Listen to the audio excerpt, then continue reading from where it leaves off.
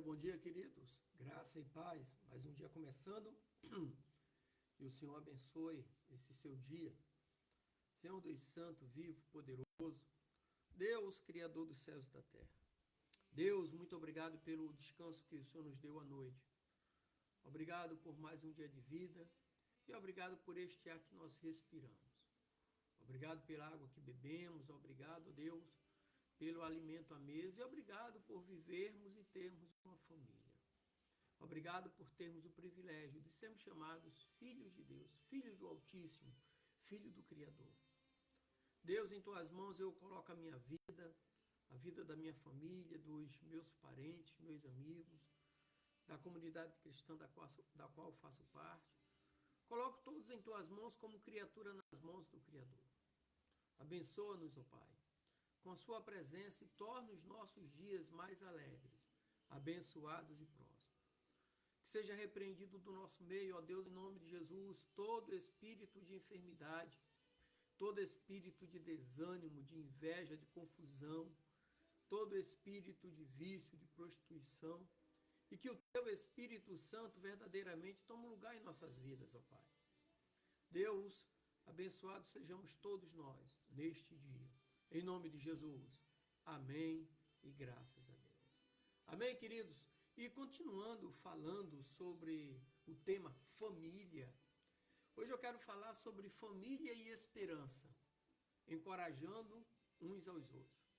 E o texto que eu quero ler está aqui na primeira carta que Paulo escreveu aos Tessalonicenses, capítulo 5, versículo 11, que diz assim: Portanto, encorajem-se e edifiquem-se uns aos outros, assim como vocês já estão fazendo.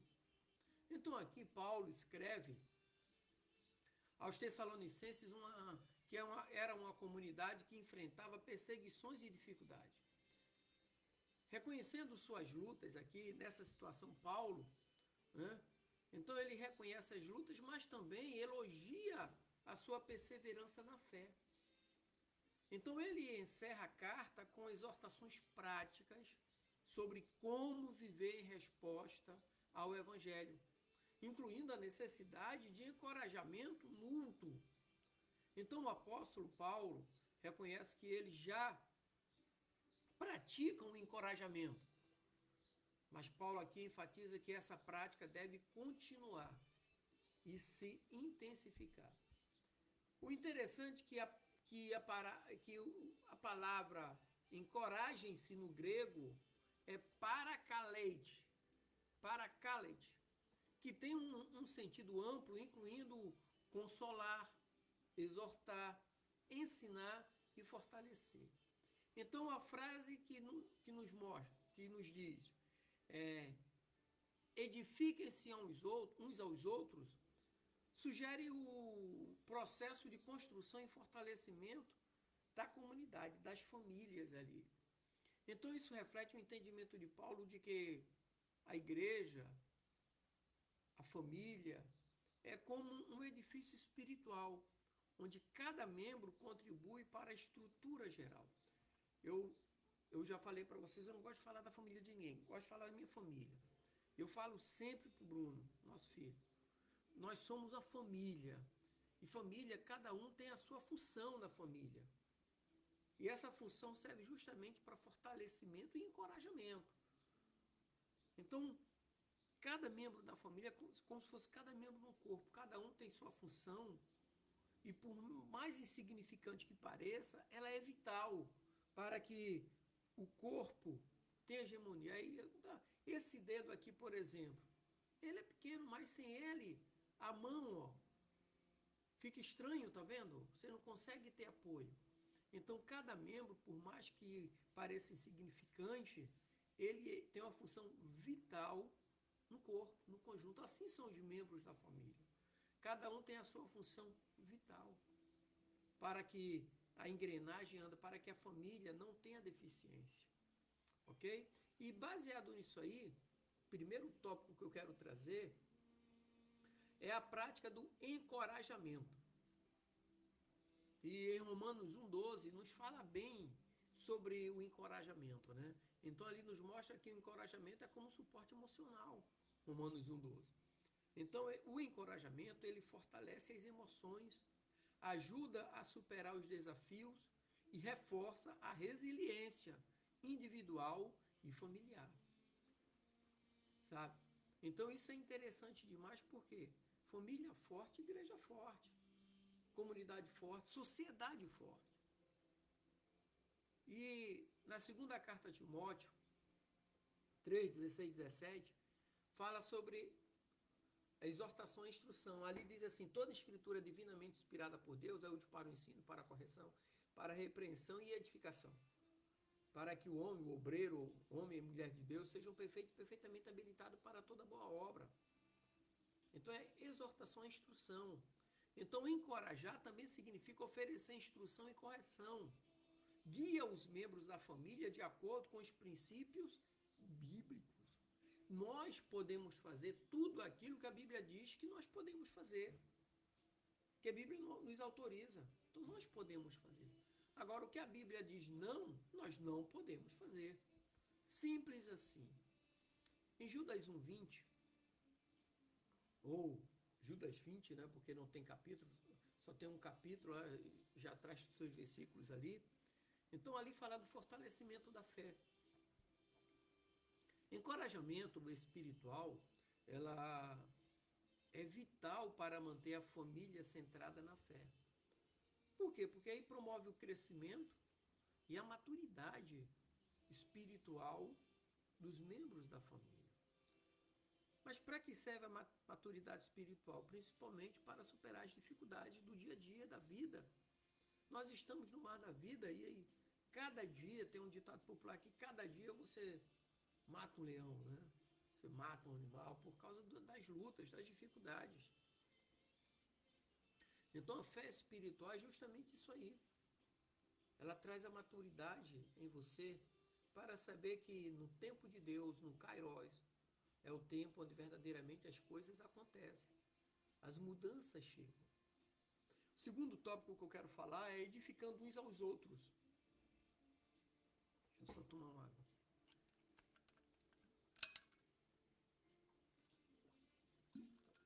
E Efésios 4:16 fala sobre a contribuição de cada membro da família, né? Cada membro.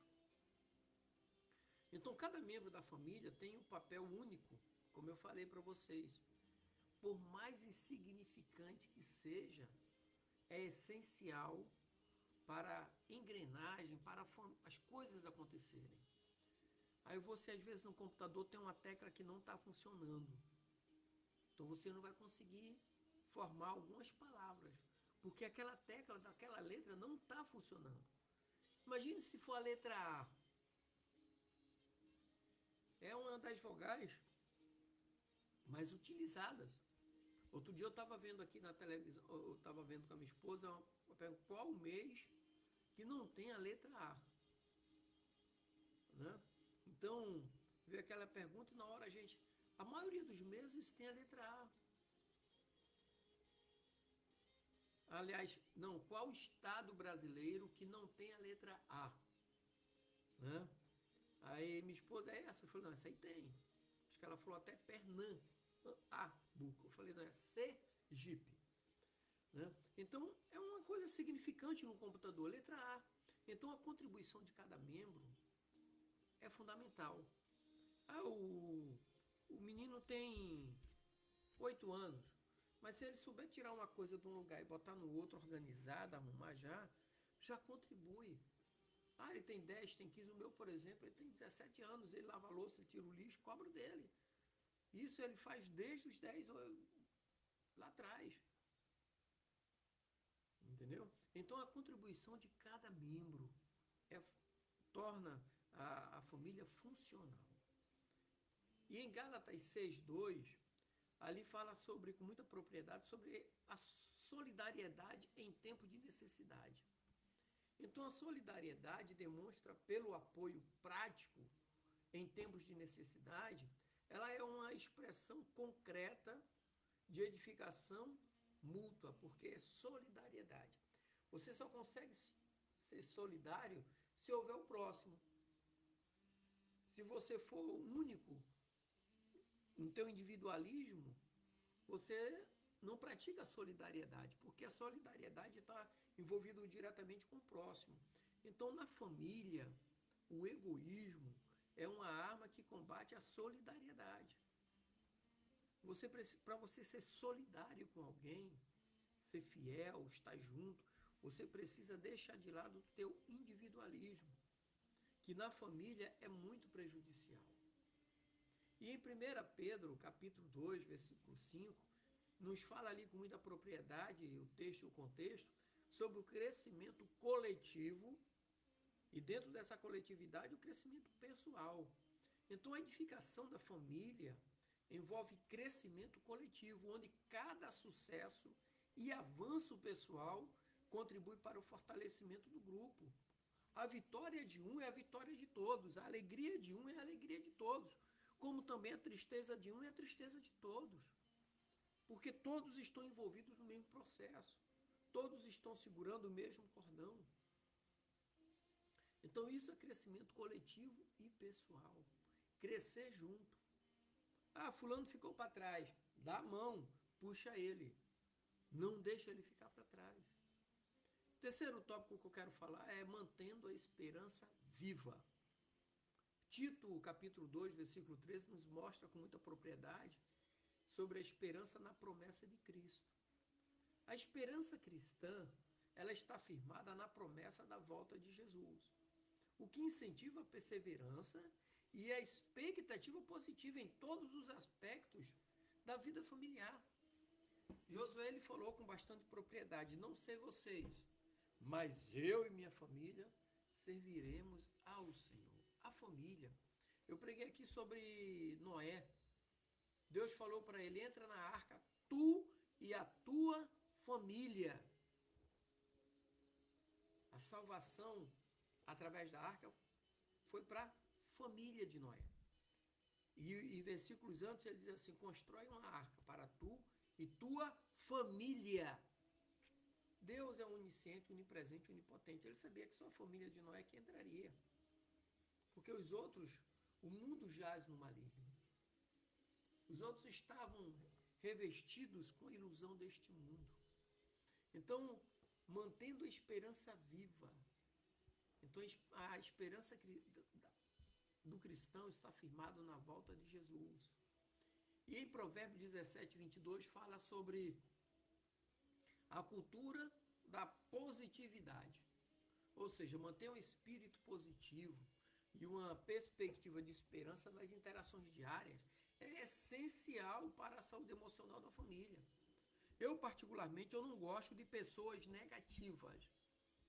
Não gosto de pessoas que botam defeito em tudo. Botam defeito em tudo, cara.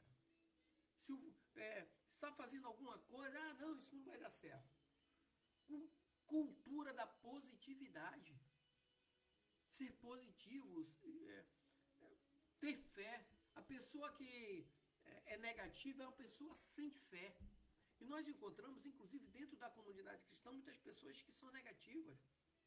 São pessoas que não têm fé. Ser positivo é usar essa ferramenta sublime que é a fé. Acreditar. Ah, que legal, rapaz, isso aí vai dar muito certo. Coisa boa é ser positivo. Muitas das vezes parece que o impossível vai acontecer. Mas a partir da sua positividade e da tua fé, tu vai mover os céus a teu favor. Porque você está acreditando. E em 2 Timóteo, capítulo 2, versículo 2, fala sobre transmissão de valores. Ensinar e transmitir valores de fé e esperança às crianças e aos outros membros da família garante a continuidade da herança espiritual. Tem valores que não se vende nem se troca, se transmite. Assim como é passado de pai para filho. A Bíblia diz assim, que o homem de bem deixa herança para os seus filhos. Não é herança material, herança de valores. Porque quem cultiva valores, automaticamente, os bens materiais estão incluídos. Vejam que é quando Salomão desceu para sacrificar em Hebrom, e à noite ele teve um sonho, e Deus no sonho falou para ele, o que é que tu queres que eu te dê? E ele falou que me dê sabedoria para governar sobre esse povo tão grande, sobre o teu povo. E Deus falou, como tão somente me pedires sabedoria, eu vou te acrescentar riqueza, como ninguém antes de ti teve e nem depois de ti terá. Porque são valores, tem coisas que são intrínsecas aos valores. E assim aconteceu na vida de Salomão, assim acontece na minha vida e na sua vida.